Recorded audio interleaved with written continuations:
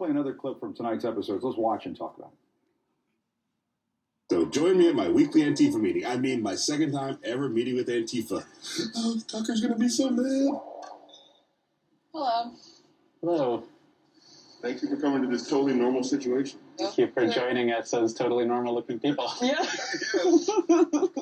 I think a lot of people on the left have done a lot of work to say Antifa is not a group, it's an ideology, and then you guys actually are a group. There's an analogy like knitters. You can be someone who knits scarves for your family on holidays. You can be someone that's in a knitting club. And you can call yourself someone that knits, but not engage with any other groups of people that are interested in knitting. That's the best analogy I've ever heard. Interesting. How would you explain Antifa to people after talking to some of these folks who consider themselves part of it? Well, let's be clear. Antifa is generally not a specific group. This group is a part of specific members of people who practice Antifa's practices and hang out together and have a regular thing they do. So generally, Antifa is an ideology, not a group, but not with these people, as we explained with the best analogy ever due to knitting. But the ideology is to stand up to be anti-fascism and to stand up to fascism. And importantly, when you had President Trump sending unknown secret police into Portland and putting people into unmarked vans, that's fascism.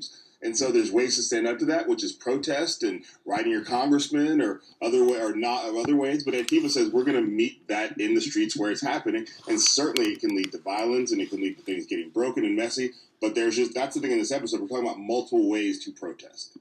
And there's been a lot of talk about what constitutes an acceptable form of protest. Talk to us about that. How did you explore that and that double standard that's often applied to protests to people of color? Well, I mean, I think we just have to look at who's saying what is an unacceptable protest. Right now, the GOP around the country is trying to pass anti-protest laws, while at the same time they're saying that the thing that happened on January 6th, some people in the GOP are saying it was tourism.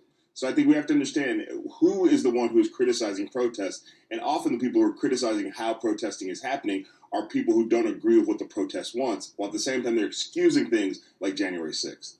Yeah. Those weren't tourists up on Capitol Hill. And how do you see the protest movement evolving as we near the one-year anniversary of George Floyd's murder? That's going to be a big moment.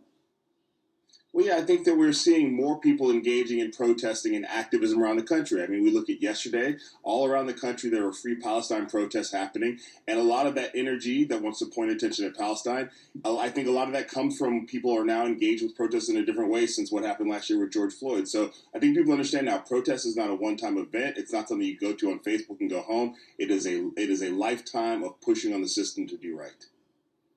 All right, Debbie Kamau Bell on the power of protest. Thanks so much, and be sure to tune in